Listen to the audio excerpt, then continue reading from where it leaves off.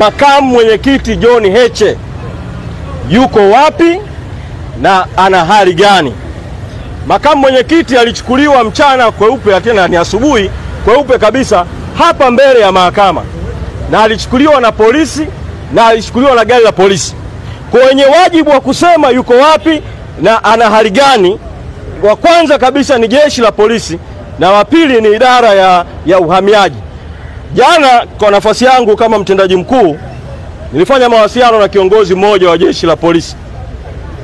Akanieleza kwamba makamu mwenyekiti yuko Dodoma, na akasema tufuatilie Dodoma.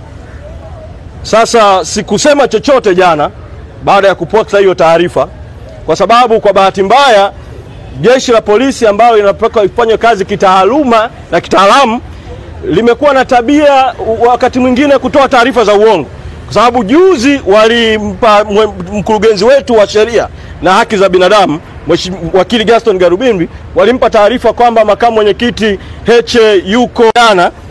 Tuliamua kwanza tuifanyie kazi kwa kina, wakati tukilitaka bado jeshi la polisi litoe taarifa, na jana usiku tukapata hakika kwamba yuko Dodoma, na akaweza kufikiwa na mmoja wa wanafamilia, na leo tukafanya tena ufuatiliaji kuhakikisha kwamba anapata haki zake zote inavyostahili.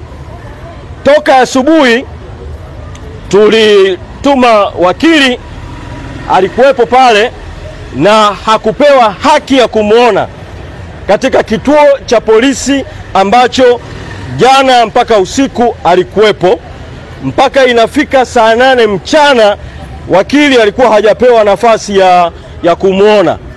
Baadaye tukiwa tunaendelea na shauri hili tulilokuwa tunaendelea sasa, nimepata taarifa kwamba idara ya uhamiaji, na nayasema haya kwa sababu mamlaka zinazotakiwa zitoe taarifa mpaka sasa hazijatoa taarifa, kwamba idara ya uhamiaji afisa wao amefika pale kituo cha polisi kwa kile kinachoitwa kufanya mahojiano na makamu mwenyekiti Mheshimiwa John Heche.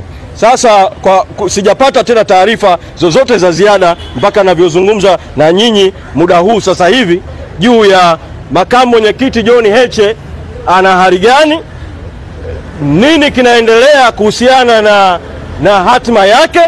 Na kwa sababu hakuna taarifa zozote kwa umma mpaka sasa kutoka kwa jeshi la polisi